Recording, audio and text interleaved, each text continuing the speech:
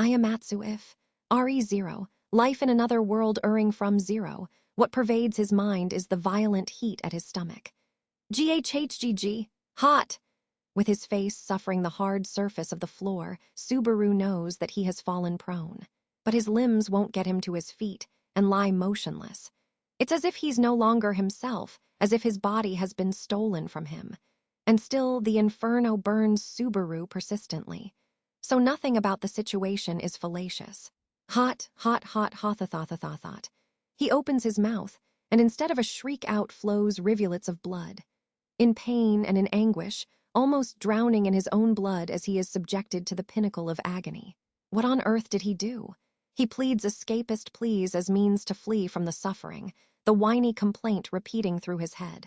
What on earth did he do? He knew that his life was not one meriting unabashed praise. But that statement applied to more than just Subaru. Nobody could live a life so pure that they could brag about it to all of humanity. People felt guilt, people felt remorse, people feigned ignorance, and people made compromises. So why did he alone have to suffer this? Why was the fate that all other people could ignore forcing itself onto only him? Ah, fuck, spills the whisper from between streams of blood. It carries his remorse, his loathing for his powerlessness, his hatred for fate, and his exasperation with himself. Even with all this injury, even with all this agony, even with all this deathly suffering, even if the fire scorches him, even if the pain breaks him, even if it threatens his life, the girl ingrained in his mind will, smiling, face inexorable repeats of woesome death. So, one again, he voices his resolve, voices his resolution, voices his rue and his regret, while seeking a future that, with innumerable attempts, innumerable scrambles, and innumerable wishes, he will regardless never reach. The pain and the heat and totality all grow distant, and like the simpering dog he is, he howls. No matter what, the flourish of a blade looms heartlessly down on his last dying ember of life. But not even that blade enters his view. He has already reached his decision. We'll save you. The instant he renewed that wish, Natsuki Subaru lost his life. Witnessing the familiar scene makes Subaru feel strangely relieved and exhausted. You have safely made it back. There is no need to fear, I guess. While gazing at the traffic of the royal capital, Subaru draws multiple tallies of E in the ground with a stick. He continues doing this until he is satisfied, then erases them with his foot and sighs. Natsuki Subaru hails from the third planet from the sun what is Earth, his station being a run-off-the-mill third-year high school truant. Should anyone observe his casual getup of track suit and sneakers, and the plastic convenience store bag in his hand, surely they would not doubt the fact. However, that principle only applies to those from regions familiar with such concepts as track suits and sneakers and convenience stores. So, getting to what he was truly trying to say, this hole, summoned to a parallel world, things rougher than I thought it'd be. A carriage drawn by a horse-sized lizard kicks up dust as it zooms past Subaru. Such a sight was of course impossible in the world Subaru knew. So you could suggest that it had been a horse dolled up in special cosmetics, like some kind of theme park character. But Subaru would not agree, because the lizards amounted to more than one. The city's streets teemed with them, and the people commanding those lizards also presented a massive demographic of special cosmetics. Anthropomorphic animals, people wearing the trappings of so-called beastmen or demihumans. Perhaps 20 or 30 of them were present Subaru's visual field. Naturally, there were also many others around who shared Subaru's make, but the mayhem inflicted on the individual half of individual appearance drowned them out and generally blocked them from Subaru's attention. But he can't stay here trying to escape from reality forever. Neither the beastmen nor the lizards are any part of a movie shoot or production. This scene is an ordinary one in this place, and the alien here isn't them, it's Subaru. After the 10 or so days Subaru has spent experiencing this, he understands that fact to a painful extent. Time to go. Done with his useless contemplations, Subaru pats his rear and stands up.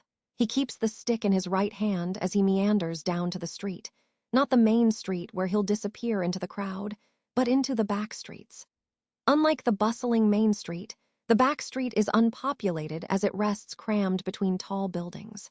The place could aptly be called a back alley, simply a single lane isolated from the outside world with its silence. Put short, something could happen here, and the screams would not reach the main road. So if a blatant outsider like Subaru wandered into here, villains targeting him would naturally appear. "Hey, buddy, you come play with us for a second." Subaru turns toward the voice to find three silhouettes blocking the alley. They come in a neat all-purpose set of a big, medium, and little guy, and Subaru can sense their abilities of examination. No idea what they're examining, though. Subaru tilts his head to look at the path opposite the three. The alley hits a dead end behind Subaru, so the only exit from this back street means having the trio let him pass by. And if we're asking whether or not the trio have any intention to let Subaru back onto the main street, hell are you looking so spaced out for? He don't understand what's going on. Say we make IM find out. Subaru's remiss behavior prompts the three to smile obscenely, ideas for abusing him clicking into place in their heads. From their perspective, Subaru is an obvious rookie. You can't fault someone for licking their lips when faced with such easy pickings. But they are absolutely and utterly wrong. True, Subaru lacks any real experience with fighting, and he has no secret history where he learned martial arts. Rookie was the part of their estimations where they weren't wrong. But if we're talking in terms of fighting these three people specifically, then Subaru is already a veteran. Huh! At the inattentive giant, Tom of the Tom, Dick, and Larry trio, Subaru thrusts out his arm. In Subaru's grasp remains the stick he picked up before, and although it lacks any sharp point, it wedges into a soft portion of Tom's throat, and with only minor resistance spears into his neck. Wah! Tom's eyes shoot open at the instantaneous affair, while Dick and Larry freeze rigid. Tom can no longer fight. While the others are still petrified, Subaru's free hand shoots for the medium one, Dick. He grasps him by the hair and the ear, swings him. Subaru allows no resistance. Riding the momentum, he smashes Dick's head against the wall. Something solid crunches, cracks, and Dick draws a trail of blood down the wall as he crumples. Simultaneously, Subaru jabs his knee into the impaled Tom, whose eyes bulge open as he topples over. The direction he falls in is poor. He falls forward, and so the stick plunges into him deeper. Now two of them can no longer fight. Only one left, Eep. The small one, Larry, pales as he watches the instantaneous defeat of his two allies. If he proceeded to abandon the others and sprint for the streets, it'd turn into a contest of his leg strength against Subaru's, and he might have a chance of surviving. Instead, he looks at the fallen duo and hesitates on whether to flee. Unaware that it is already too late for them, he wastes the single second of time he has. Idiot. Imbecile. He'd get his reward for that moronic decision. Gao, GHHG. Subaru closes his hands around Larry's skinny neck, squeezing down as he presses Larry's back against the wall. Larry struggles as he is lifted up against the wall, the force on his neck compounding as Subaru strangles him. He is raised until he is on even eye level with Subaru. Larry's eyes bulge as he is choked, his mouth flapping open and shut in search of oxygen. But his windpipe has been forcibly blocked, and Larry will not be saved. Now do you realize how many times I've met you guys total? KHHGHGH? 88. Good for you how your share's always increasing. You're meant to laugh, says Subaru as he glares at Larry's face, growing bloodier and running with spit and tears. Larry has no leeway to say anything, of course. Actually, forget about leeway. Having lost any capacity to resist, his body falls limp and Subaru dumps him to the ground. After looking down at the defeated trio, Subaru starts stomping their necks just in case. Once he feels the crunch of something breaking beneath his sneaker's heel, he can relax. Tom has such a big neck that it takes 5 good stomps to do it. Subaru just can't get the trick down for this guy, though every so often his luck is good and he does get them all in one go. Wasn't smart to strangle him. Feels gross too, won't do it again. After having that moment of reflection, Subaru loots 2 knives from Dick. Then he drags their corpses to the end of the alley, leaves them there, and exits the back streets as if nothing happened. Both entering the alley and encountering Tom, Dick, and Larry happened rather quickly. Taking care of the trio did take a little time, but still ultimately less than a minute. Subaru hurriedly travels down the main street in pursuit of his destination. After observing the street, he puts his hand to his chest in relief. Made it in time. This is a primary street called the Shopper's Lane, chaotic and bustling with people just as the rest, tasked with the job of demonstrating the capital's health and prosperity. You can just stand on this street doing nothing, and it'll be more than enough to earn your ears a flood of cacophonous noise. But a shift comes to this bustling scene. Wait! Please wait. It is the enchanting voice of a silver bell which shreds through the market's din. Although teeming with desperation, the voice cannot conceal the kindness of its owner, its addressee being a small silhouette which dashes out of the crowd. Hey, laughs the blonde girl as she weaves through the mob, grinning like a feline. In her hand she clutches something sparkling, and her demeanor clearly attests that she has completed her job. Aiming at that girl, a shimmering blue light, a spear of ice soars down the street. Surprised by the unanticipated attack, the girl hops and bounds to avoid the icicle. That magic attack had been cast in a street teeming with people. The sudden happening creates chaos as the people of the capital instantly open a path, raising their arms to show that they do not want to get involved in the fight. It's the predominant response. Getting caught up in tussles is an everyday thing in the capital, would be one hell of a statement, but perhaps it's not too far from the truth. Regardless, sprinting down the path opened by the crowd is the person Subaru has been looking for. The instant he lays eyes on her, Subaru feels that the whole world has frozen. The wind, people's voices, even time falls out of his perception as absolutely all of his focus is redirected onto her. Her long, silver hair flutters behind her, and her amethyst eyes gleam with strong volition. Her slender, pale arms and legs come donned in white attire so mythical it could have been crafted for a pixie. In this world stopped of time, she alone is permitted motion, as she utterly passes Subaru by. Her objective is the blonde girl who just ran past, Felt. Felt has stolen something from her, and now she is sprinting around the capital in an effort to retrieve it, which will lead her onto a track of nigh unavoidable doom. But Subaru will not let that happen. He will never let a fate of death ensnare her. No matter what will save you. As he watches her grow distant, Subaru swears his pledge for the 88th time. Being that he's broken the pledge so many times, it's unclear exactly how persuasive it is. Unclear. But if keeps on without surrender, if keeps fighting, if he keeps wishing to save her, be waiting for me. Saddle, return by death. The power to reverse time upon death. Subaru has used this power to redo the world 88 times now. He's already getting close to breaking 100 attempts, and all of it has been spent on saving the silver-haired girl, Saddle, from the dead end of fate. I've done some trial and error on this one, but it's not going to work like with Tom, Dick, and Larry. Is Subaru's conclusion regarding his greatest adversary in this fate, Elsa Granhirt. The person who commissioned Felt to steal Saddle's insignia is this shadowy woman named Elsa. She is a hazard who has brought Saddle to her death countless times. Subaru has tried inordinate times during these past 87 attempts to remove Elsa and secure Saddle's safety, but he always suffered the loss when confronted with Elsa's transcendental combat prowess, and has died with his belly slashed open over 50 times. This sadist who enjoys disemboweling people is not someone Subaru can beat in a fight. When the opponent is someone like Tom, Dick, and Larry, Subaru can figure some degree of a pattern in their movements and devise plans for absolute victory. But when they're as strong as Elsa, it's rather reasonable that Subaru's head be lopped off the second he tries to do anything.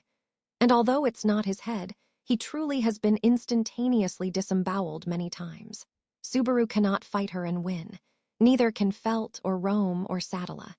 Having reached that conclusion, the strategy that Subaru chooses is wonderful, beautiful. Although I'd be happier if you could let me enjoy myself more. GHHAAH. Every time the blades slice, though the air, blood spouts. Too many fallen bodies litter the streets to count on your fingers as blood-soaked Elsa transcends ecstasy, seeming to be relishing in steady doses of rapture. Although in such a gruesome situation, Elsa's sensuality only compounds the more blood she bathes in. There are anecdotes about women who bathed in virgin's blood to maintain their own youth who were called vampires, and Elsa presently does appear exactly like such a vampire. Another failure, huh? Sighing, Subaru narrows his eyes as he observes the grisly scene from a rooftop. He's in a ward of the slums which is particularly rundown and abandoned. The stage for the conflict is a space you could maybe call a square, where the massacre escalates unilaterally. Those trading blades with Elsa, and consistently being felled by her knives, are the capital's guardsmen.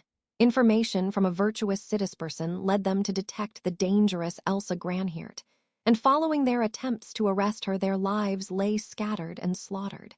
Being that he is the virtuous citizenperson, the sight does pain Subaru's heart. Didn't think there'd be this big of a power gap between normal guards and Elsa. This was just presenting Elsa with lambs to gleefully slaughter. Subaru had expected that, being that they are guardsmen who protect the capital, they would empower themselves with some kind of magic first, and then fight on even par with Elsa. But it looks like his hopes were too high. So yes, Elsa is overwhelmingly powerful even by the standards of this world. Subaru's resentment for Elsa compounds. But no matter how furious he is, Subaru will never be strong enough to stop this wicked woman. He doesn't think for an instant that the guards will get a lucky hit in and defeat her either.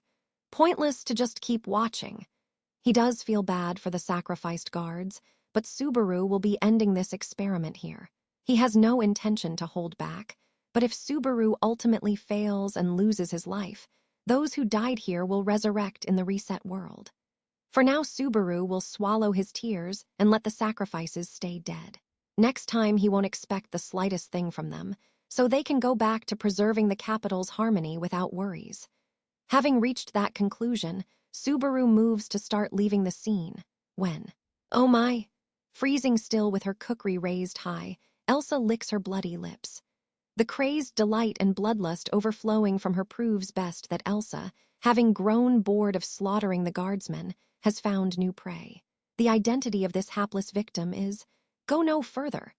A pillar of fire is standing there, hallucinates Subaru. Swallowing his breath, straining his eyes, taking a closer look, Subaru finally recognizes that it is not flame but a person standing there. A young man with fiery red hair and eyes as blue as pristine sky. He may look lean, but his frame is muscled and limber beneath his white regalia. At his waist sits a sword which is probably larger than what is custom. 100 out of 100 people would turn to glance if he walked by, and his looks are so attractive that this work of God would charm any beholder. Chaos resultant from beauty transcendent of gender is not what he produces, perhaps because of his calm bearing. Just one glance is enough for Subaru's soul to inform. This man is different from the usual riffraff. Sir Reinhardt? Everyone, please withdraw. That woman is the Guthunter. The sacrifices already number far too many. I don't want that count to increase, says Reinhardt, his eyes lowered, in response to the trembling voice of a surviving guardsman. It sounds like he's pitying lives that were butchered like rats, and like he's indignant at the murderer, Elsa, who did it. Even Subaru, as he watches from afar, can perceive the nature of this young man, Reinhardt. His reasoning is just, his conceptions are just, his mentality is just, hence he is angry. Mourned death, detested murder, lamented failure, overwrote his remorse with his conviction. That was this man Reinhardt's, this knight's way of being. Reinhardt van Istria, from the Sword Saint bloodline. Wonderful, excellent. I often feel crushed by the expectations. And you are the Guthunter? Yes, I certainly am. Oh, goodness, what am I to do? I need to be doing my work, but now I've come face to face with you. With a fevered, passionate breath, Elsa looks ardently at Reinhardt. But Reinhardt's expression is the definition of serious, his eyes filled with duty, not a speck of frivolity in him. Both are facing the other with antithetical stances, but their hearts lead them to the same answer. They must slay each other and achieve their goal. Fundamentally speaking, this is where I would advise you to surrender, but you're faced with this slaughter and you're telling me this? Very kind of you. So kind that it's cruel both to me and to them. No, I share your opinion. It is impious to their deaths if I am lenient on you. I cannot ask for you to surrender. Elsa cheerfully kicks one of the fallen corpses as Reinhardt slowly shakes his head. He reaches out to the guardsman at his side and promptly states, "A sword, please. Please do accept it." The guard presents a sword, which Reinhardt takes. He confirms its feel in his hands while Elsa furrows her brows, looking to have qualms about this. "You're not using the sword on your hip, but I wanted to feel the cut of the fabled dragon blade." Unfortunately, this sword ascertains which opponents it ought to be drawn for. It's a rather troublesome trait, and it doesn't seem that you've earned its graces. Instead, I will oppose you with this. HRMPF. Elsa sighs at Reinhardt, who has readied not the sword at his waist, but the one he accepted. But Elsa's displeasure only lasts for an instant. She immediately changes gears, and feeling premonitions of battle and bloodshed, licks her lips. Elsa Granhirt, Guthunter. Reinhardt van Astria of the Sword Saint bloodline. They introduce themselves, both becoming wind as they charge at the other. The fight concludes with this one bout alone. A completely banal slash births a maelstrom of light, the shockwaves destroying this section of the slums. The slash from the man called the Sword Saint is the exact definition of power. Natsuki Subaru, eyes wide, observed this scene. With a tear on his cheek, his knees shaking, and utterly ignorant as to why. Things went a different way from what Subaru arranged and expected, but it's safe to say that the primary goal of defeating Elsa has been accomplished. He didn't predict Reinhardt's participation, but being that it granted his wish, he's more than fine with it. Now the trouble surrounding Sadala's insignia will be safely resolved. And so long as Felt and Rome fail to reconvene with their hirer, Elsa, it shouldn't be asking the impossible for them to keep Sadala's insignia stored. Subaru doubts that Sadala will succumb to rage and kill them. This story revolving around the loot house will be completed using the bare minimum of characters. It's a desirable outcome for Subaru as well. And so, why could you be helping me? I mean, you don't need to trust me.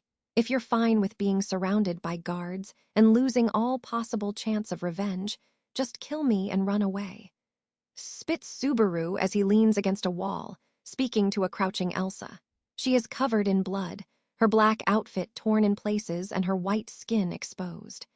That said, her flesh is coated with horrible wounds which leave Subaru no room to feel the slightest bit bashful. And Subaru has no sexual interest in Elsa anyway. He just thought she could be useful and wanted to capitalize on the opportunity. The guards' eyes are bloodshot looking for you. I misdirected them to be somewhere else, so it'll be a little while before they notice us. Your wounds hurt very much. Very, very much I could die. Hoo-hoo, it's wonderful. There's a sentiment I don't understand. Gonna be a problem if you die on me. Kinda looking to do something here. Subaru has gone out of his way, risking danger to misdirect them so that Elsa may live. If he is felled here, or gets wrapped up in the guard's search for Elsa, this spontaneous route where Sadala survived will turn to dust. Though, if that happens, it just means more rolls of the dice to get these events to unfold again. Can you make a path to the southeastern section of the slums? I'll be able to reunite with my younger sister if you do. She'll treat my wounds and prepare an escape route. Sister. Ha, you have a sister. That's both on point and a complete tragedy. It's probably not that she trusts him, and if she does trust him, that's still disgusting. But either way, Elsa's information means Subaru can calculate ways to overcome this predicament. Their flight has already brought them rather considerably south. It shouldn't take them too long to relocate to this place Elsa's talking about. Using the holy golden coins in Elsa's possession, Subaru bribes residents of the slums to interfere with the guard's search and lead them on an incorrect course. No problems. What I don't understand is your goal in this. Just wanted to put you in my debt. It might be helpful to have you around one day. A debt. How strange. When you are so eager to kill me. Is what Subaru has to hear while lending Elsa his shoulder and helping her run away. Elsa's dark eyes look up at Subaru, trying to peer into his emotions. But she already nailed it, and there's no need to peer. The answer Elsa gets from Subaru's dark eyes is exactly what she stated. Subaru would like to kill Elsa right now if possible, but he will not manage to beat even a dying Elsa if he fails to consider the possible branches, and besides that it's a hasty idea. Subaru feels that he's been placed on a hideously lopsided side of the board. It's a battle which presupposes that he consider every method possible, undergo trial and error, and make the optimum moves. Think of it like shogi, where no amount of randomly moving pieces around will procure you any victory. If it's possible, swap out foes and allies. If there's opportunity, don't hesitate to alter your circumstances. For this, he must utilize even those he abhors and would rather murder. I do want to kill you, and I will kill you one day. But not now. I see. It's not even worth hiding. Subaru reveals his true feelings to Elsa. If Elsa were someone more prudent, she would kill Subaru right here to quell some future anxieties. But Subaru is confident that she will not do that. It's a blood-soaked confidence, which Subaru gained through more than 80 deaths to Elsa. Wonderful. You and I are bound by loathing. One day, yes, you will prove yourself right. And it's very, very lovely. Elsa's blood-soaked lips relax, smiling like a girl with a crush. With her smile right beside him, from the very depths of his heart, Subaru thinks, repulsive. Let us meet again, yes? See you, mister. Thanks for helping Elsa. The blue-haired girl they meet up with takes charge of Elsa, and Subaru breathes a sigh of relief. This girl waiting in the hovel Elsa mentioned is very young, in her tweens. Though her age shocks Subaru at first, she does tend to Elsa's wounds in a practiced manner, promptly completes arrangements for them to flee the capital, and speedily vacates the shack. He just barely manages to secure means to contact Elsa, which serves as his payment. Though it's not clear whether that payment truly compensates for the danger he risked. Guess what happens from this point on depends on how I move. Subaru takes off his blood-stained tracksuit jersey, ties it around his waist, and starts walking. His course leads him away from the slums and towards the loot house. Elsa had failed to ever reach the place, but had Sadala managed to safely reclaim her insignia? The question plagued him. After some time, Subaru reaches the loot house. His eyes go wide at what he sees. Didn't expect that. What unfolds before him is the sight of a frozen loot house. Or rather, sealed inside ice is a more accurate description than frozen. What on earth happened here? Subaru quickly interrogates a nearby resident and the loot house's old guy boss and his granddaughter got nicked by the guards. Something about them making enemies with a scary magician. Don't want to stick my nose in it. Are the old man and his granddaughter safe? The magician? They're saying no one's hurt, but I didn't get a good look at either of them. Look enough, okay? Perhaps unnerved by Subaru's eerie intensity, the man pushes Subaru's arms away and briskly escapes into an alleyway's darkness. Subaru ruminates on the man's words as he watches him go, then puts his hand to chest in relief. He doesn't know how accurate the man's statements were, but at very least his account couldn't be confused with a hypothetical situation where people died. That the guards arrested Felt and Rome is inevitable considering what they do for a living. They ought to enjoy prison for a while and reflect on their occupations. And now that Subaru knows Sadala is safe, as he hoped, all right, what do I do now? Subaru scratches his head, aware that he has completely exhausted himself of goals. He was summoned to a parallel world, given return by death, utilized it, and saved an adorable, kind-hearted, silver-haired half-elf, though it took him 87 deaths to achieve it. Ah, crap. Maybe I better have died, reset, and had Elsa tell me why she was trying to steal Sadala's insignia. He really ought to have asked this while transporting the wounded Elsa, but lapsed. However, if Subaru asked questions deeply involved with Elsa's affairs, and that led her to discover that Subaru was sentimentally on Sadala's side, he'd have no idea how Elsa would react. In the end, both Subaru and Sadala are alive now. We'll assume it's the correct solution. Though really, I'd like to know more about Sadala if I could. Where did Sadala come from? Where was she going? Would he meet her again? He didn't know. Though he could always repeat things until he did know. But assuming there were some other method. So, could you guys teach me? Standing before the frozen loot house, Subaru shoves his hands in his pockets and turns around. No one feels present, but Subaru's eyes see the several silhouettes standing there. All mundane-looking people, with a moderate jumbling of ages and sexes, an incoherent group. If there was anything about these people that did cohere, it'd be their eyes. All of their eyes were dead. good for being steeped with madness and pursuing crazed ecstasy. And Subaru suspected that, if he looked in a mirror, his eyes would be the same. His cheeks relax at the sentiment, and he looks to the sky. An eerily lustrous moon gazes down at the frozen loot house and the madmen. It happened almost 2 months later that Subaru learned more about Sadala. In the royal selection, a silver-haired half-elf, backed by Margrave Roswell L. Mathers, not Sadala, Emilia. Swooping at the sudden rush of detailed information after a period of radio silence, Subaru claps his hands, looking overjoyed. This unexpected procurement of information resulted from an official announcement from the royal palace, giving news not only in the capital, but all through the country about the competition for the throne. When Subaru first saw the bulletins posted around town about it, he mocked them as just being some stupid country election, when his eyes shot open. The candidates consisted of 5 women, and one of them was the girl he was seeking. Royal selection, the royal selection. If she's a candidate for ruler, it means she has pedigree. Of course she does. Think of how graceful she is when she's just walking around. Emilia, she's Emilia. Learning her real name makes Subaru's heart feel light, as if it sprouted wings. He'd figured out ages ago that Sadala was an alias, and also figured out why she, Emilia, had introduced herself to Subaru with a fake name. After all, if a silver-haired half-elf introduced themselves as Sadala, people'd think she's involved with us guys and stay away from her. It was a desperate measure to keep me from danger. Her face is so adorable, her thoughts are so adorable.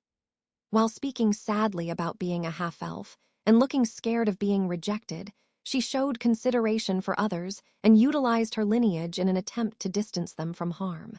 What a noble, piteous girl, so emotional it's squeezing his chest. When, "Natsuki Subaru, beloved of disciples, are you present?" A shrill voice like a strangled fowl echoes unpleasantly through the room, calling Subaru's name. Subaru grimaces, puts the bulletin he pinched from the Capitol on his bed, reluctantly opens the door and exits his room. He leans against the closed door, waiting, when an unhealthily pallid man comes into view down the poorly lit hallway. "I had been seeking you. Why is it that you were here indulging in sloth? When we must follow the witch's auspices and answer to her love with diligence. Cut it out with the false accusations, Betessan. I'm just obeying the Gospel's instructions. Gospel's telling me to spend my time here." "What? The Gospel so instructed you?" At this juncture, at this opportunity, in these circumstances, what cogitations must the witch have to instruct a disciple as devout as you to idle? Even that slightest conjecture lies beyond my faculties. Not only is his screaming noisy, his movements are obnoxious too. Indeed a madman, this Beetlejuice Romane Conti. It truly does take an effort not to sigh. He's an unlikable lunatic, but definitely a conductive character for Subaru.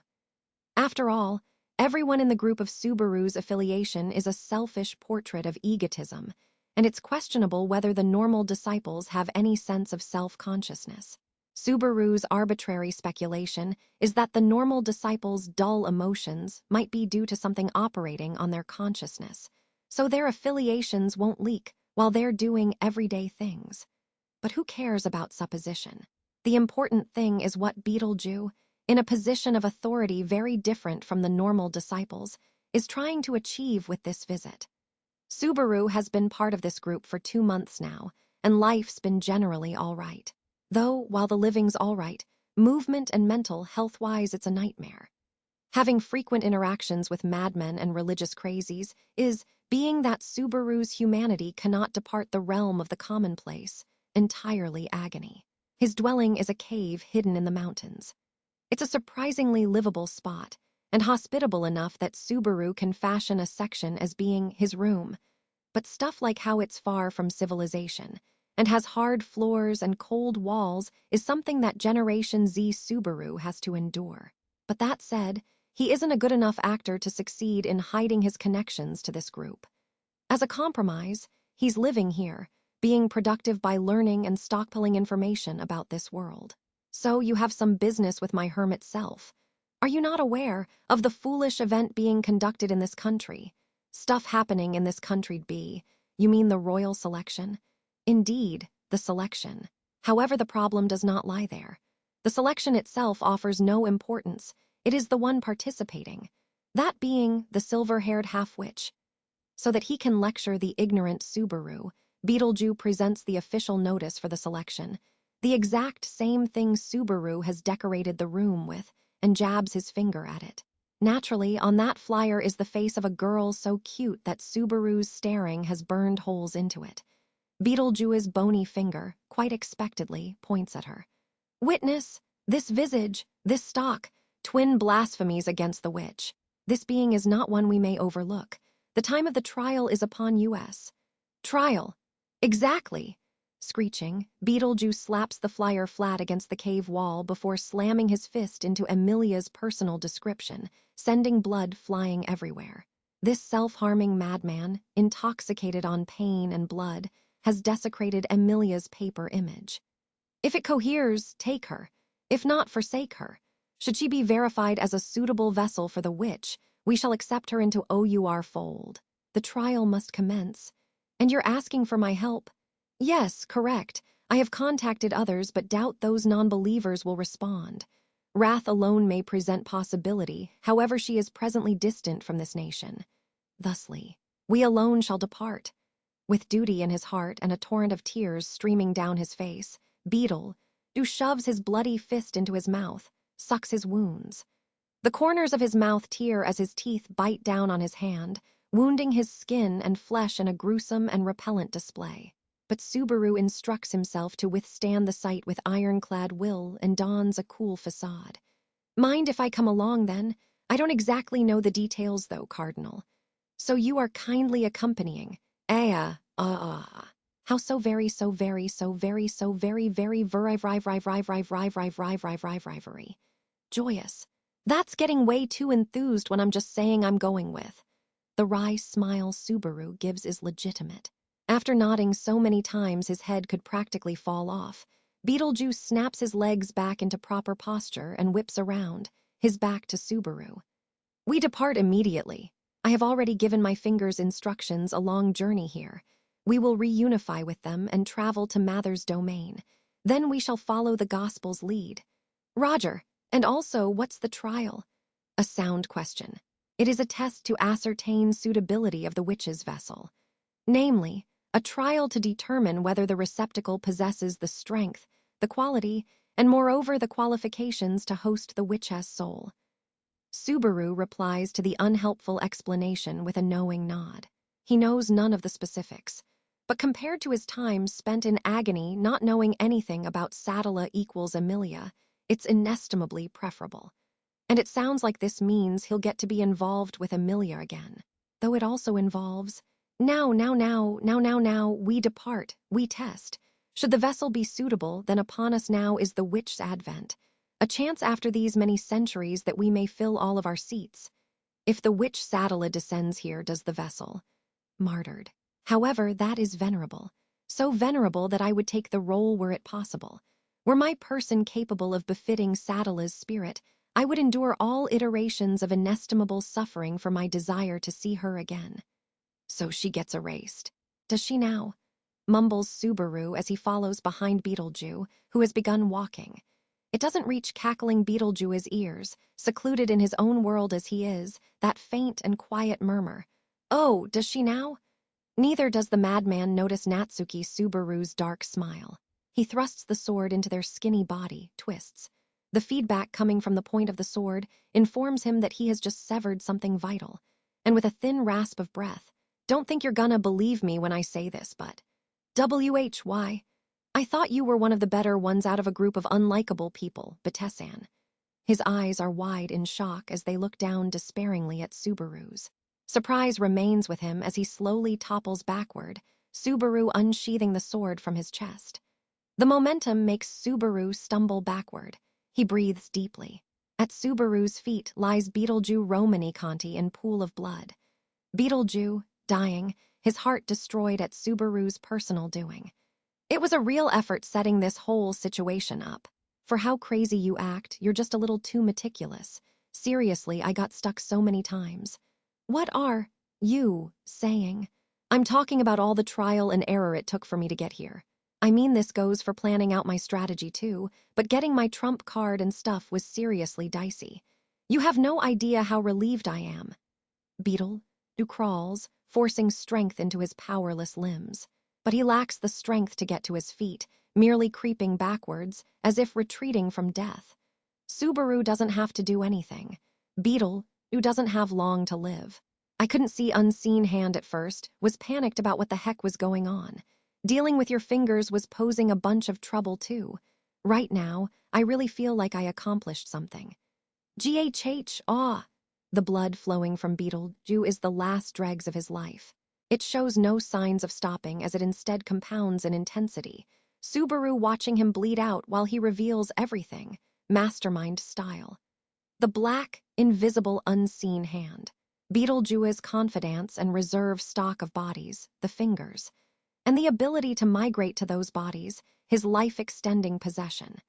Making full use of all three, Beetle, who had been the very picture of his beloved diligence as he attempted to corner Amelia. Downing him had truly been a backbreaking effort. In fact, it took Subaru over 400 runs of trial and error to get here. Which makes you the person I've spoken to most in the world. I know how crazy lopsided this is, but I feel like you're kinda a friend. Watching how you do everything you can to reach your goals, playing all the cards you have, I mean, I have to say I was touched. What are you saying? What are you saying? What are you saying? Are you saying Ariausing? At the very end of the end, livid strength enters his moribund body. Focusing absolutely all of that strength on himself, Beetleju uprights his dying form. He spits blood, literally, as it spills out from his mouth, his bloodshot eyes shooting open as he turns towards Subaru. Betrayer! Traitor who spurns the witch's love. You cannot be forgiven. Beetleju reaches out his blood-soaked hand. He's not doing it to activate unseen hand. There's no point to an invisible arm when it's perceptible. What Beetleju is clinging to is the terms for evil spirit, Beetleju Romani Conti, to hijack another's body. The process for him to possess the bodies of those with groundings as spiritualists. There is only one person here who meets those qualifications. Your body is mine, is what Beetleju intends, but Subaru just sighs. He leisurely walks over to Beetleju and slams a kick into his dying face. The force of the blow dislodges some of Beetleju's teeth. Stunned, Beetleju recoils. He hadn't been able to transfer to this supposedly pilferable body. Subaru's response comes not in words, but upon his raised left hand, where there upon his fingers floats a dim, red light.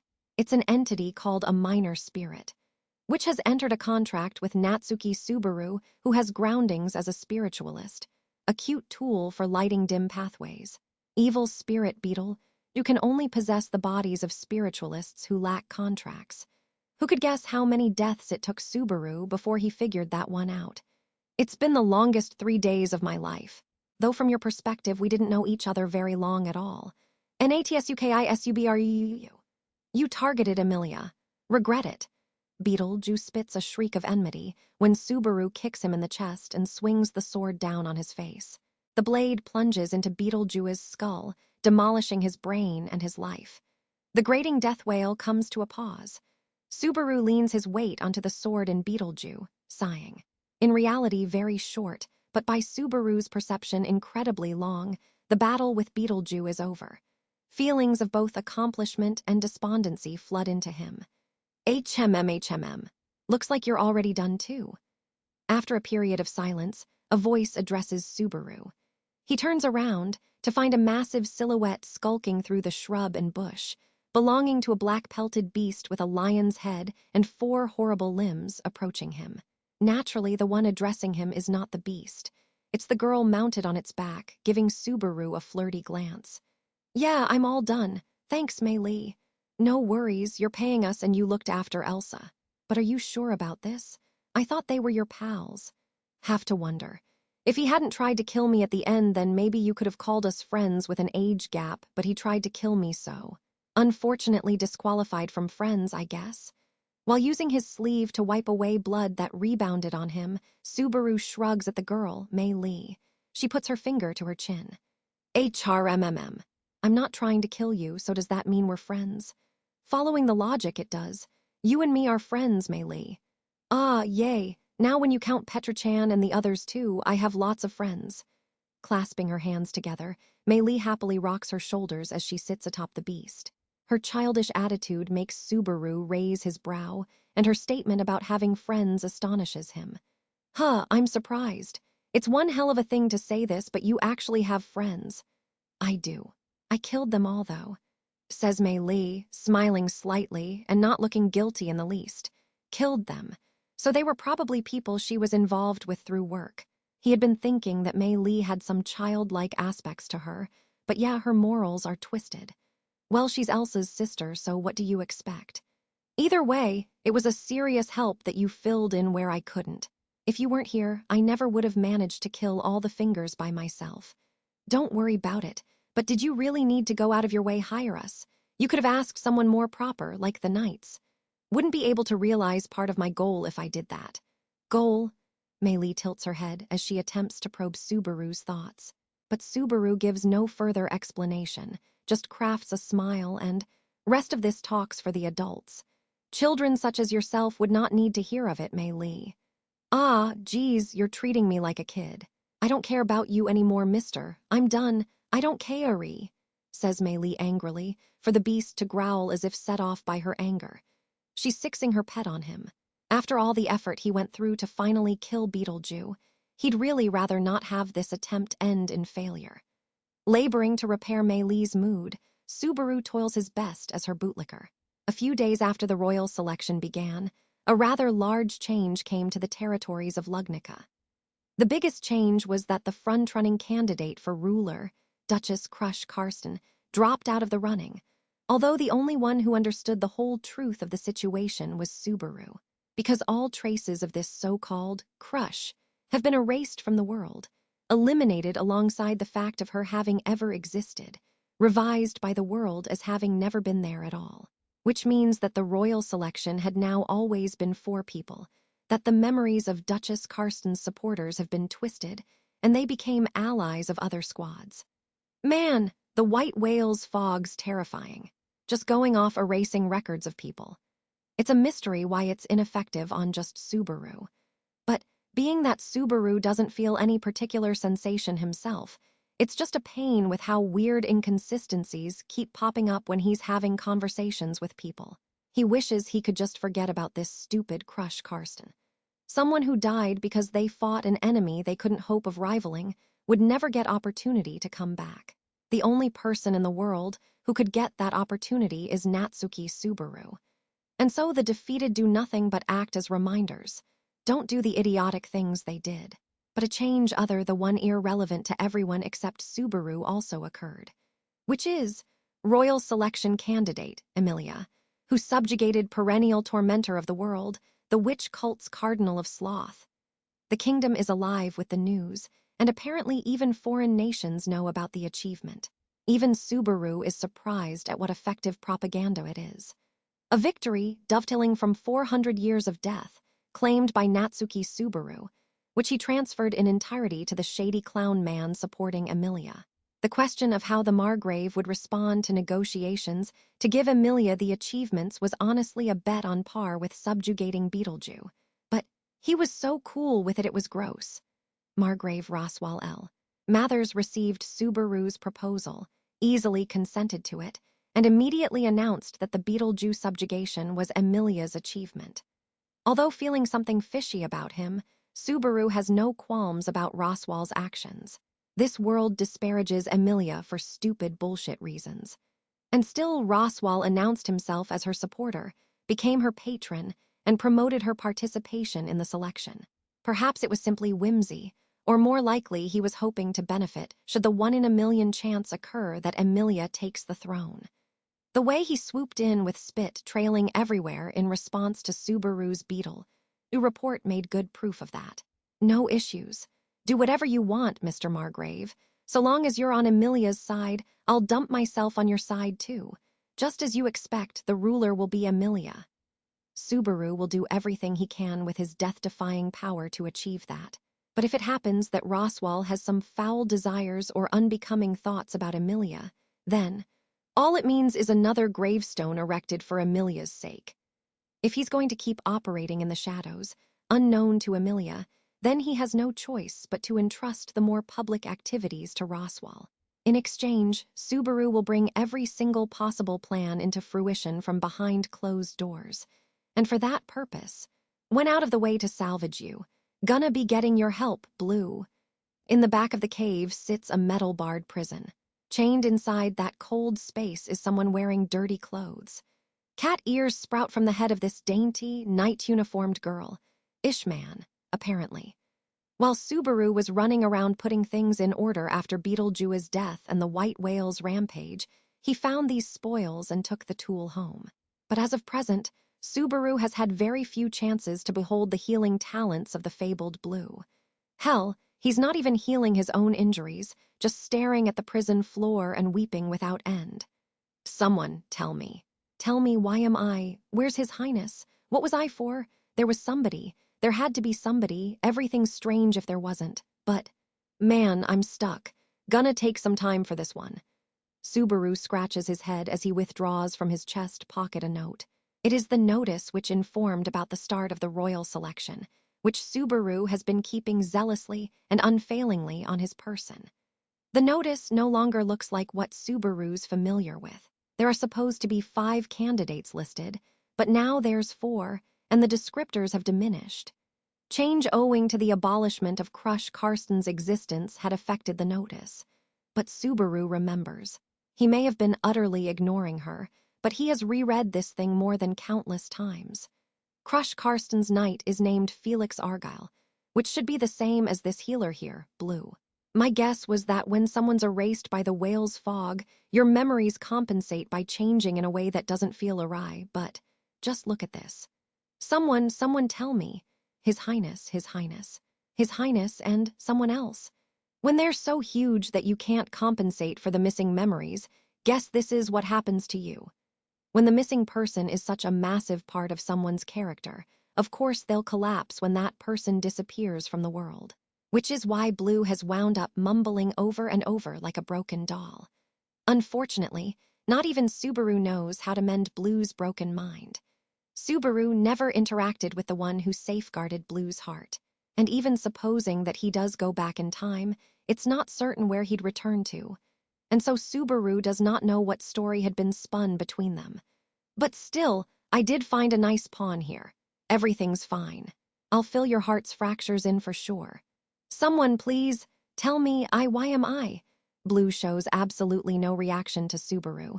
It might look hopeless, but Subaru proceeds with no alarm. He's prepared to take his time. A knight healer bereft of his support.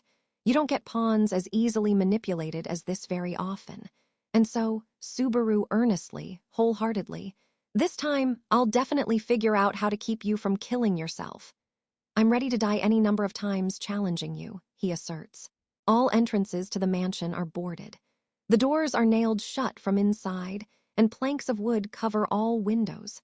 Should he have been attentive enough to find the state of this shut-curtains mansion strange, perhaps he would have noticed it.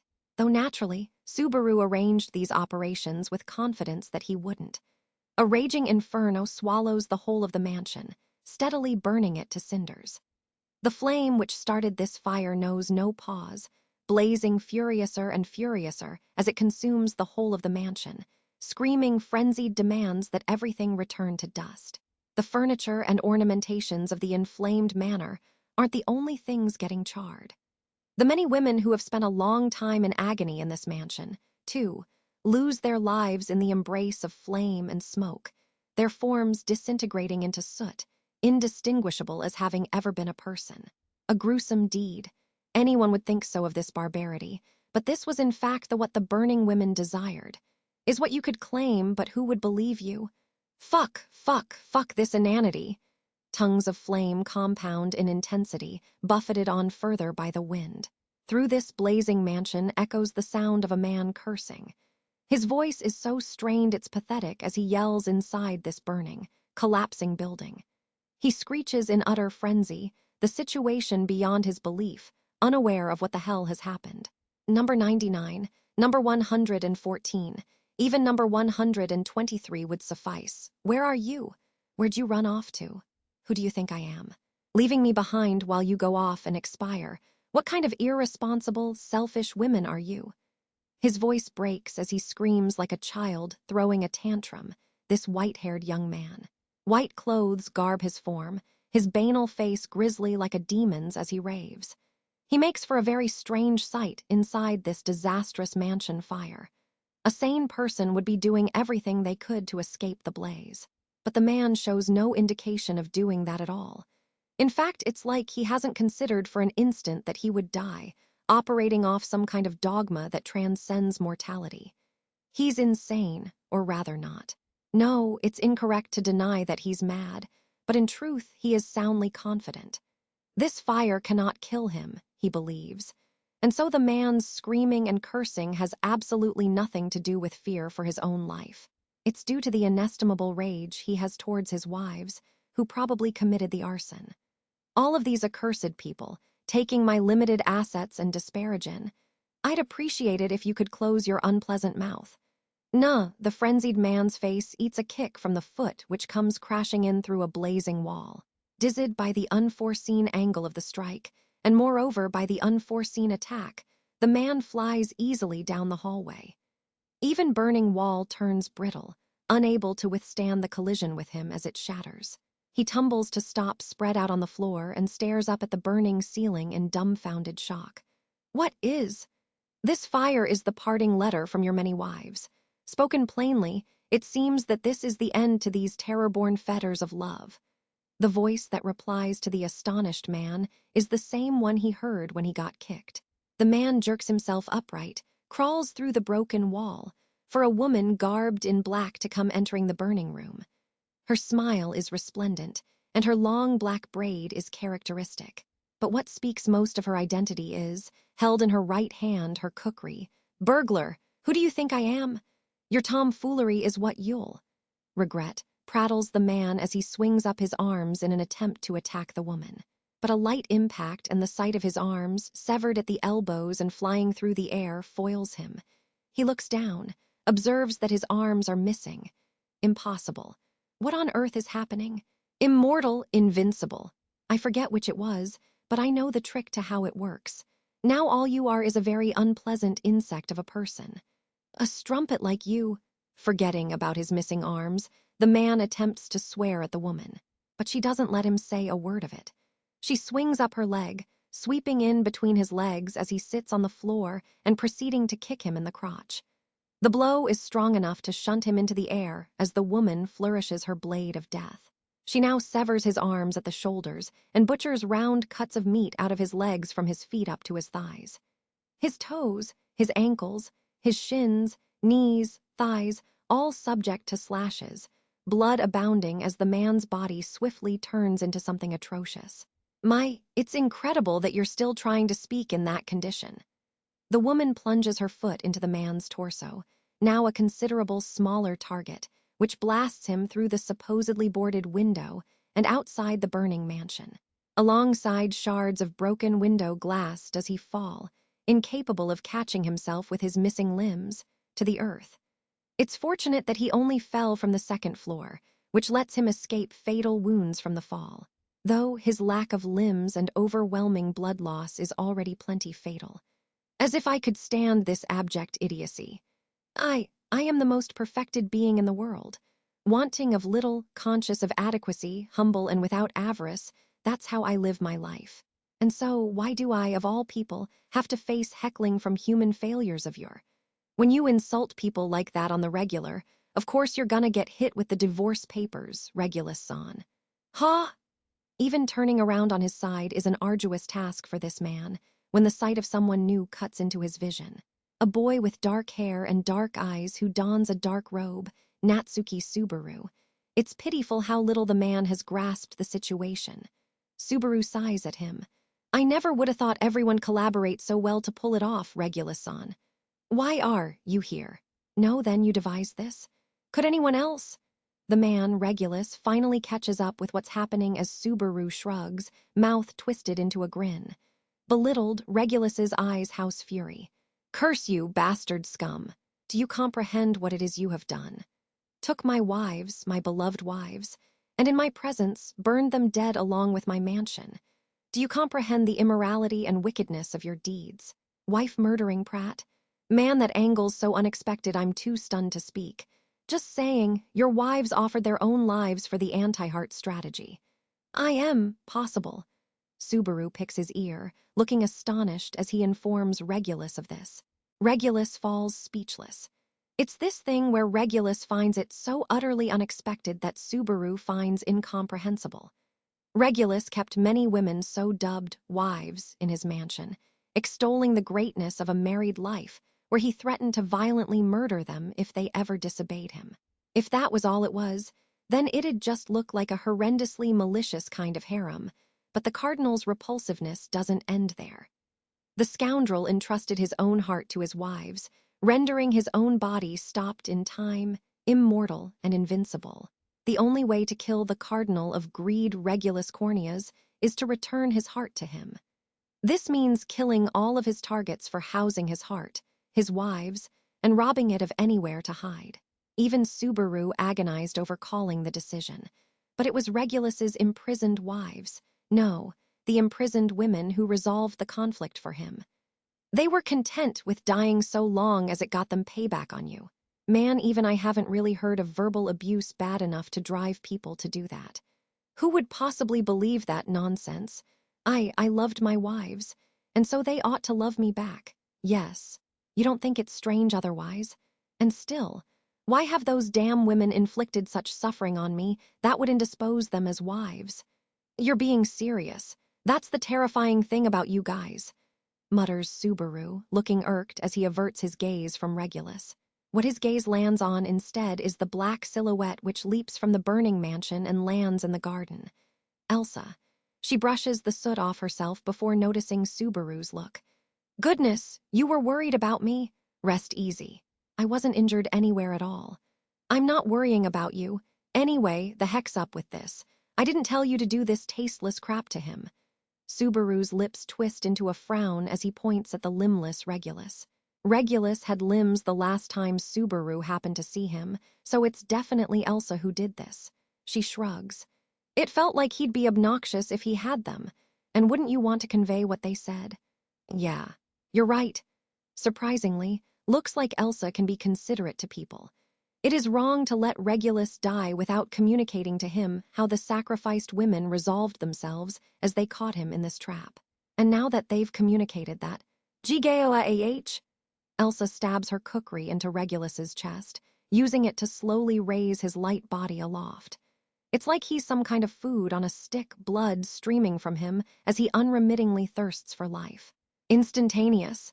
No. Subaru puts his hand to his chin as he replies to Elsa's question, in thought.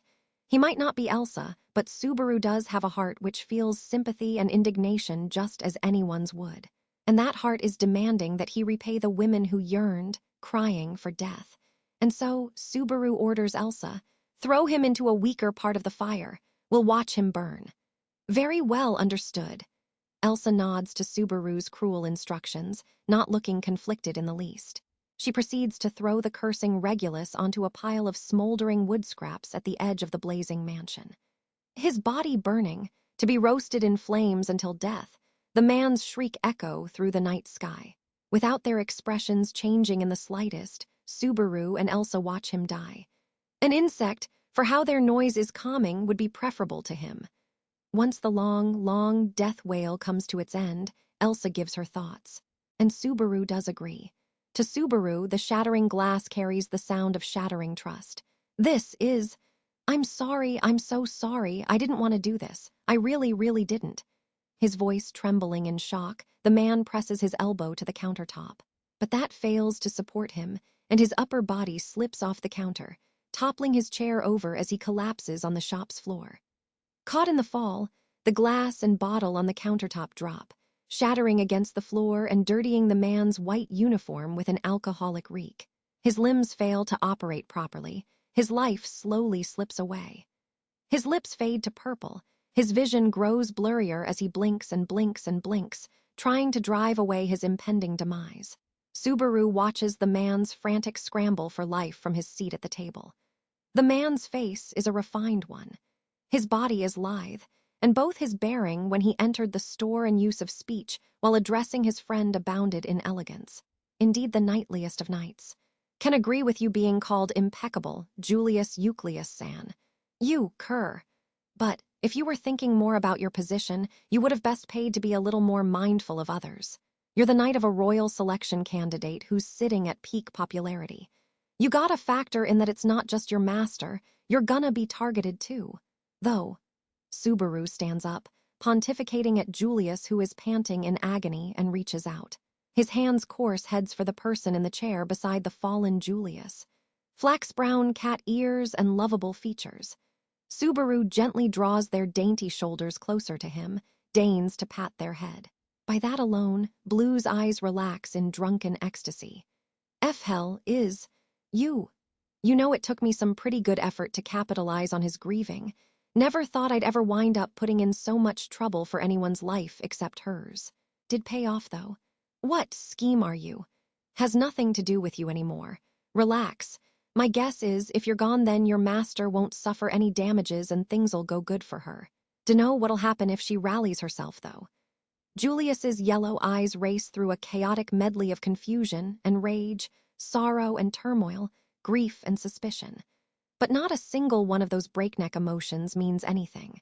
An old friend calls you to go drinking, and on the first sip you get this. Trust is sure a sweet poison, Mr. Impeccable. You drowned in it and miscalculated. Oi, son. It sure is nice to be someone anyone can be proud of. Life's so easy it's enviable. You're dead, though. Subaru squats down and peers at Julius's face. He isn't even looking at Subaru. He isn't hung up about the man who ordered his death. What does rest in his eyes is his concern for his friend, made to commit murder against his will, and his penitence toward his absent master. A knight to the end. Abhor it. Spits Subaru as he looks down at Julius's dead face, silent forevermore. The nauseous feeling in his chest is probably coming from the fact that Subaru had absolutely no reason that he needed to kill the Knight Impeccable. This is about the first time that Subaru has ordered a death without justification. It did not pain him to have cultists or cardinals die.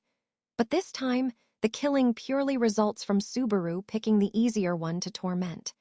He is less cautious than Anastasia Hashin, always surrounded by guards, and more importantly, the blue he wheedled into dependency is usable on him.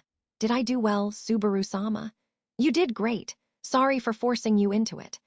Blue quietly inquires of Subaru, standing at his side as Subaru watches Julius's death through. Subaru shrugs at him and gives him another pat. If doing this is enough to calm his unstable mind, then he'll pat him however many times. It's fine, so long as it helps you, Subaru-sama.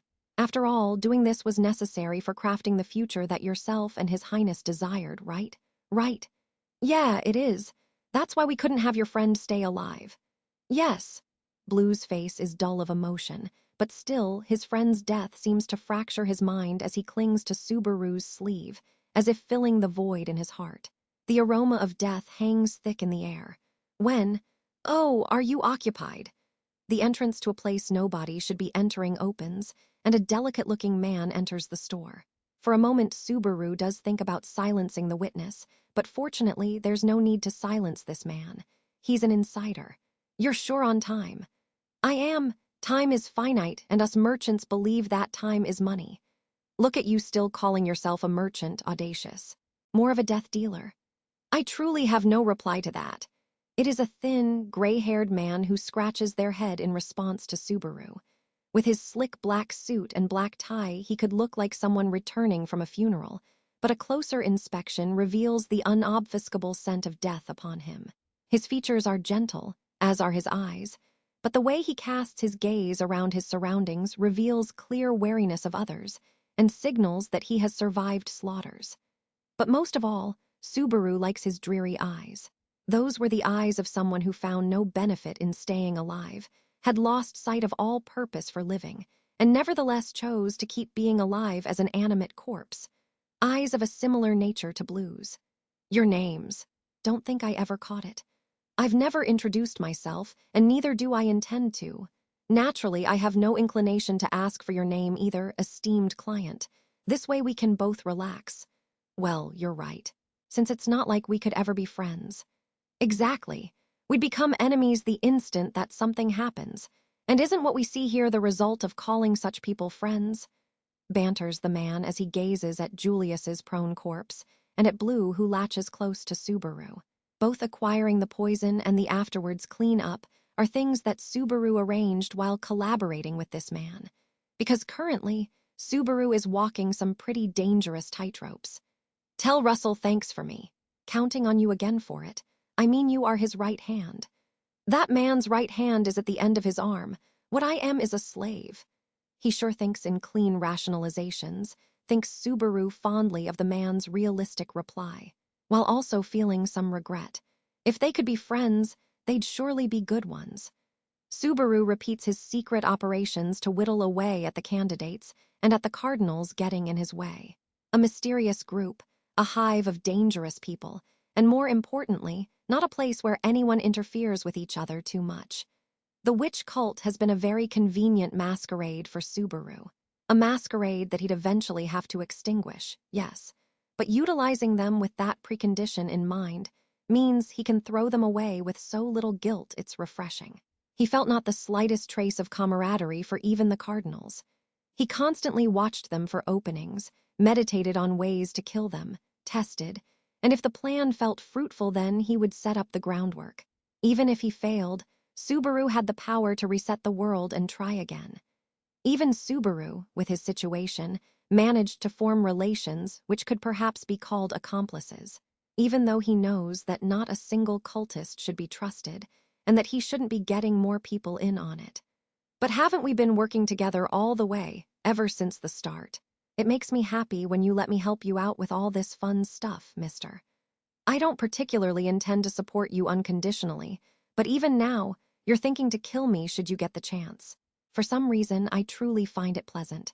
His Highness's dream will come true if you're here, Subaru-sama, and so I'll always stay with you.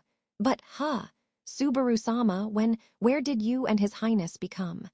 Our relationship is surely just requests for dirty work. Accomplices, an asinine idea. The two of us are filial bankrupts who can't show their faces to their family. It'd be nicer to die if I could. I've come far enough that one more step, just one more step remains before the wish might be granted. If that's what I'm doing it for, then I'll sell my soul to a demon. A demon called you. That is. Subaru does not think his actions praiseworthy in the least. Regardless, before he could even realize it, there appeared people who are endorsing his deeds. And perhaps that fact was his solace. Using return by death's power, Natsuki Subaru struggles on, wishing to save Emilia. He thought the battle would be a solo one, always fighting only ever on his own. And perhaps the fact that, at some unknown juncture, it stopped being solo was Inferno engulfs the capital. Subaru gasps in pain, staring up at the sky. He feels very awake. The pain stings, but it leads his mind to sober rather than blur. Everything, from what happened to his reason for being here, is vivid. In his arms, Subaru cradles a motionless Mei Li. Her open eyes are devoid of life, staring at somewhere absent in this world. Her cheeky attitude, her unfittingly sugary voice, her tantrum-like behavior when treated as a child, nothing Subaru will ever see again. After all, this is where Subaru arrived after returning by death. Return by death's spawn point can change, but Subaru has never gone further back than a previous spawn. This is where return by death's spawn point shifted, and being that the Mei Li in his arms is a corpse, her life is beyond saving.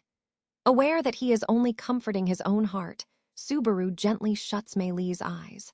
He has no right to pray for the dead's posthumous happiness.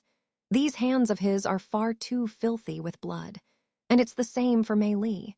She committed so many wrongs that she could not possibly hope for peace after death. Piling sins upon sins, the chains linking Subaru's group to hell will never come undone. But still, a meeting with death cannot be reason to give up. Did he not get here by dying multiple times? Over 1,000, 10,000 times has he already disparaged life and desecrated lives, greedy to grant his own wish, and so got here. He bordered on breaking beneath the agony of death many times. But every time he did, a fire scorched his heart. That very first inferno, the touch of those fingers, is what let Subaru reach this point. He is only one step away from realizing his deepest desire. He made victims, sacrifices to finally get here, and still, go no further. The voice descends, vicious, from on high. Fire engulfs the capital had not been a figurative statement. The visage that appears atop that hill, as if amassing the furious blaze into themselves, looks dazzling. Reinhardt van Istria, it seems that I don't need to introduce myself. I don't have much to say to you, either.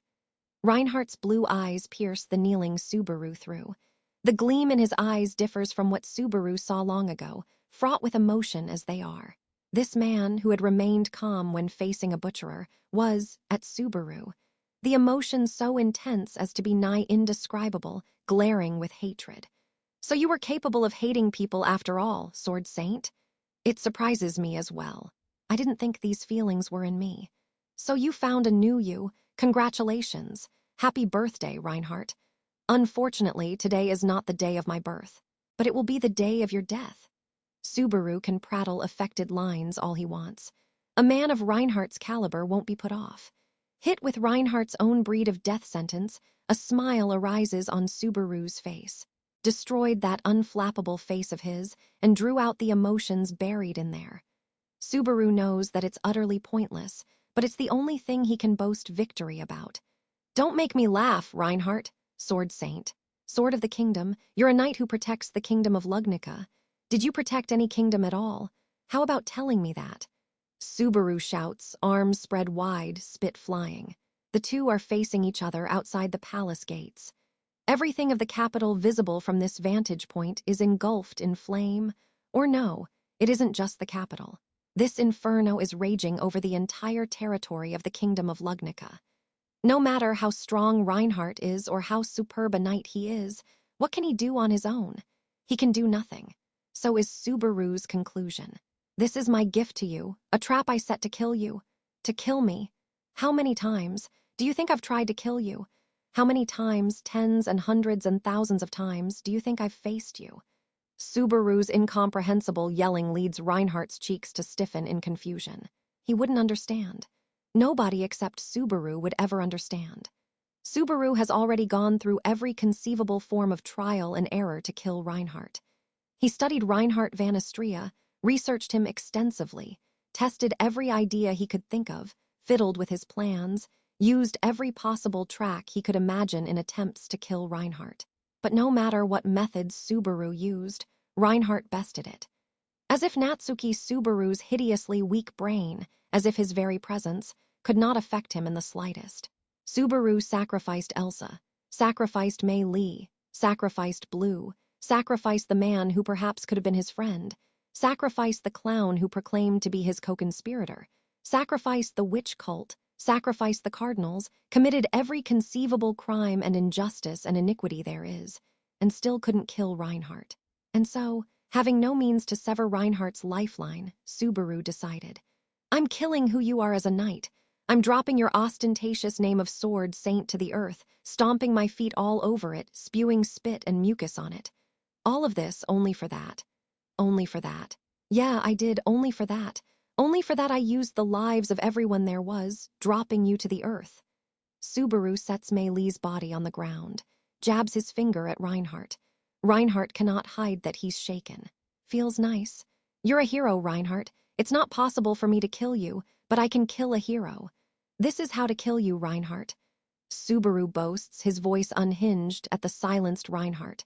Worked his hardest, tried so many plans, sacrificed people, shed blood, accumulated deaths, and finally, with Mei Li having protected him and drawn out his survival, finally, Subaru has managed to confront Reinhardt like this.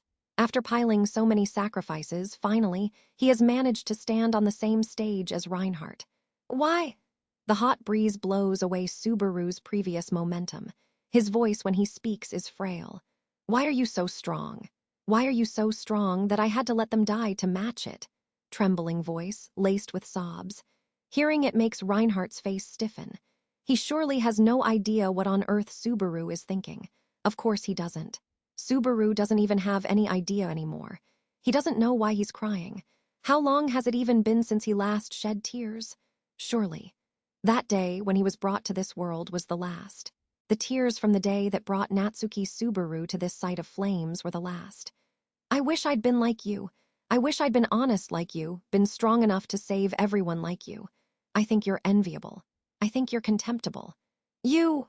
Flowing out alongside his tears come Natsuki Subaru's true feelings. Back in that very first loop in the capital, when Natsuki Subaru witnessed the man who freed him from an endless cycle. Back then, Subaru was jealous of Reinhardt. Disemboweled times upon times, suffered death, but still unable to change anything, Subaru's heart grew swiftly ragged, its outer skin peeled away. And then, practically by coincidence, as if kicking a pebble off the road, he altered that fate so easily. Subaru aspired to have that strength, envied it, begrudged it, loathed it. I wanted to be you, Reinhardt. I don't understand you. Reinhardt discards Subaru's honesty as worthless codswallop, and he's correct. Reinhardt, you hero, you are just always, always correct. Where did the mistake happen? At what point did Natsuki Subaru err? He doesn't know, though actually he does. But nobody would be capable of understanding it. Which is exactly why. Natsuki Subaru has, for a long time now, been an unempathizable madman. Reinhardt narrows his eyes and stoops down. He isn't reaching for a sword, meaning that not even he thinks a weapon is necessary to defeat Subaru. He's right. He's absolutely right. One strike from him will leave Subaru's flimsy body disintegrated. So at the very least, and the very absolute least, you don't think it too soon to be giving up. You! The instant that Reinhardt begins his charge, a black silhouette swoops in from a side. Discordant noise peals out as Reinhardt meets the silhouette's slash with his hand, held flat and open like a blade. It's stupid. How can he meet a knife swung with that much momentum using his hand? The knife shrieks, shattering to bits. It's stupid. Why is the knife the one breaking? You truly are outside the norm, aren't you? Elsa, covered in blood, spins through the air before making touchdown on her hands and fate. Subaru thought she was dead. He thought he had used her as a chess piece to create this situation, believed that her life had burnt to nothing, and had been acting with consideration to that.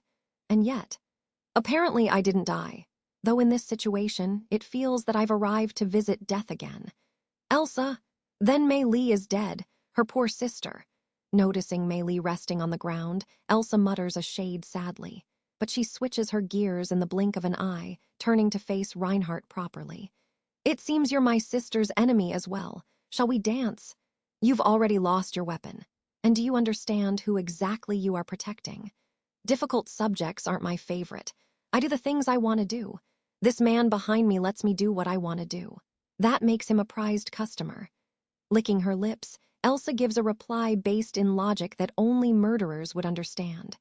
Reinhardt swallows his breath and poises to take Elsa as his opponent. This will be the last chance for it. I had fun. It was wonderful. Elsa, farewell. Ever like her, the goodbye happens smoothly and without any consideration to Subaru's ideas at all. Immediately following, Elsa leaps with animalistic dexterity in a dance toward Reinhardt, the hero and butcher engaging in furious combat. To be concluded in only a short time, Elsa Granhirt's last blood meal. Fuck! Subaru cannot die here. Averting his gaze from Elsa's battle and Mei Li's corpse, he breaks into a run down the hill. The spillovers of battle echo behind him, distant. Buildings collapse one after another throughout the blazing capital, shrieks and wails echoing through this hell. Children calling for parents, parents calling for children, men calling for women, women calling for men in the screeching pandemonium of this hell. Yes, this is the hell that Subaru created. Created this hell, destroyed Reinhardt's false image, and achieved his goal. All that's left is, why you're. Sigma, sigma, sigma, sigma, Subaru stumbles, almost trips and falls, when a massive beast grabs him in its mouth and flings him onto its back. Subaru clings on desperately as its black pelt bursts into his view, alongside the sight of its ferocious lion-like visage as it runs. But Mei Li's already dead.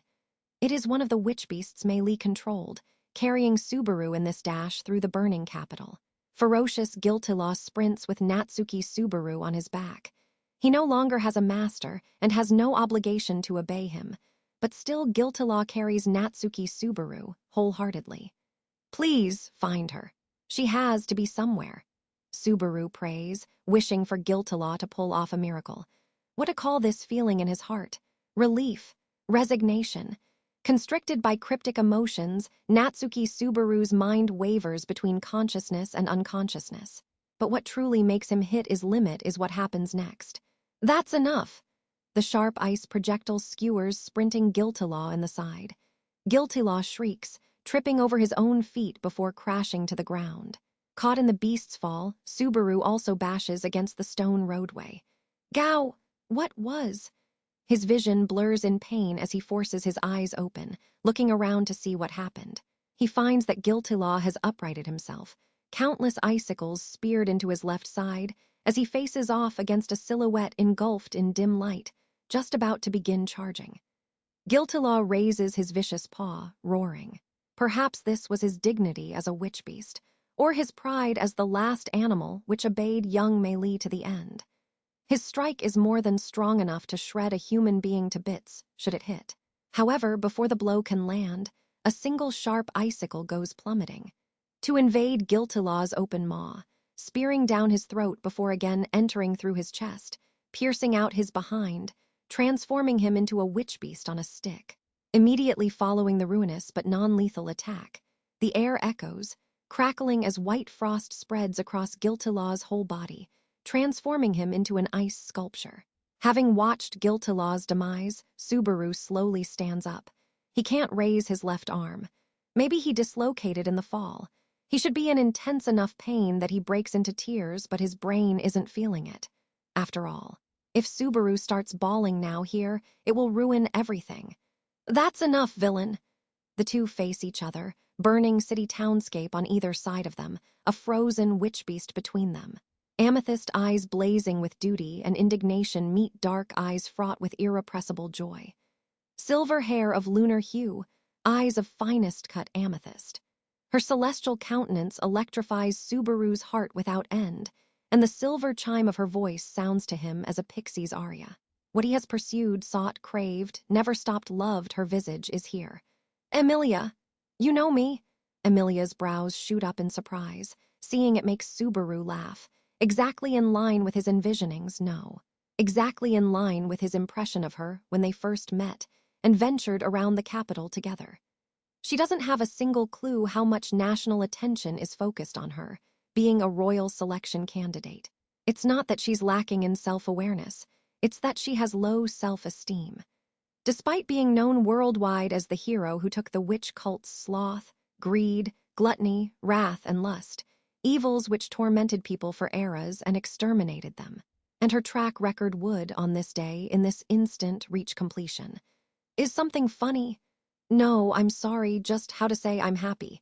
It's that thing where you're well. You haven't changed a bit, so it feels like I've been rewarded. What do you mean? When did you and I ever? Emilia attempts a frantic search of her memories, but Natsuki Subaru does not exist anywhere in her recollections. Of course not. Their momentary tryst only remains in Subaru, and that momentary tryst alone, that final pledge of penitence alone, was what brought Natsuki Subaru here. Leah, it's no good. Don't take anything he says seriously. Puck, huh? Emilia searches for some clue in her memories, but she is interrupted by the gray cat that appears on her shoulder, a spirit which Subaru remembers well. His memories from that day are distant. But that's exactly why he spent even more time endlessly thinking about that day than he did individually recollecting it. It's inconceivable that he would forget about someone who occupied a part of that memory. How nice of you to call my name so casually. With how flamboyant your crimes are, how are you thinking of paying compensation enough to settle them?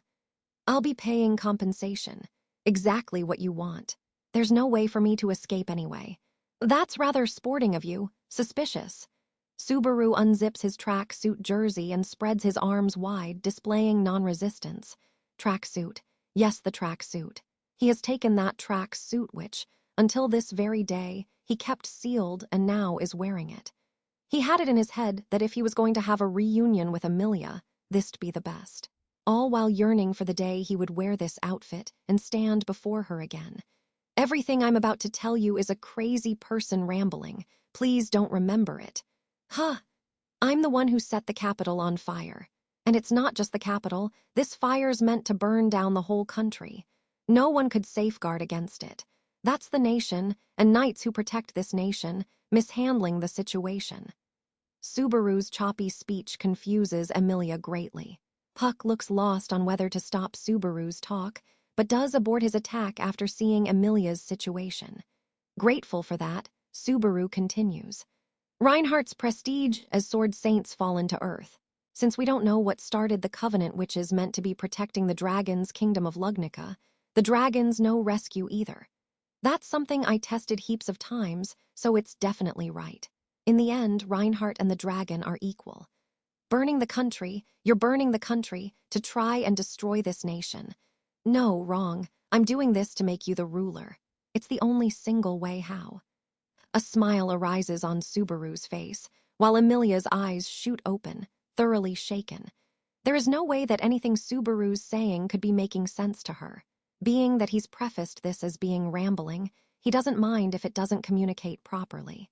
It comes to Subaru's deepest wish, should it produce results.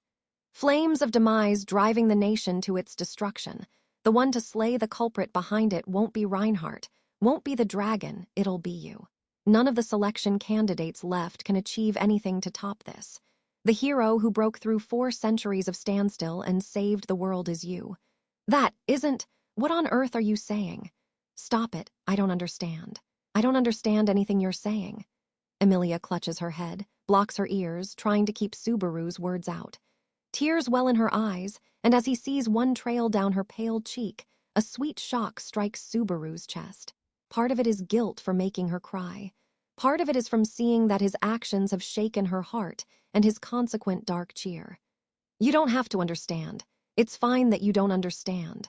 Everything that comes next'll be settled when others boost you up of their own accord. Then you just have to grant your wish. That is the only reason I set the country on fire. All of it was for you. Liar, liar, liar, I mean I. You, how come, you? Emilia wails at the devotion she never anticipated and at the offerings she never desired. It's inevitable that she's sad. It's inevitable that she can't understand. Subaru knows that he is erring. Subaru knows that he is incorrect. Subaru knows that this methods will not bring joy to Emilia. But this was the only method he had. Grant Emilia's wish, make Emilia ruler, and demonstrate his feelings for Emilia. With these things in mind, and knowing from the very beginning that he was wrong, Subaru got here. And so Natsuki Subaru laughs, snickers, smirks. Watch me, Emilia, see me, detest me, remember me. Who are you? Who in the world are you? Asks Emilia, her voice trembling, as Subaru slowly approaches her with his arms open wide. Subaru closes his eyes. It feels like he's been yearning for this forever. Yearning to answer that question in Emilia's presence forever. My name is Natsuki Subaru. Baru.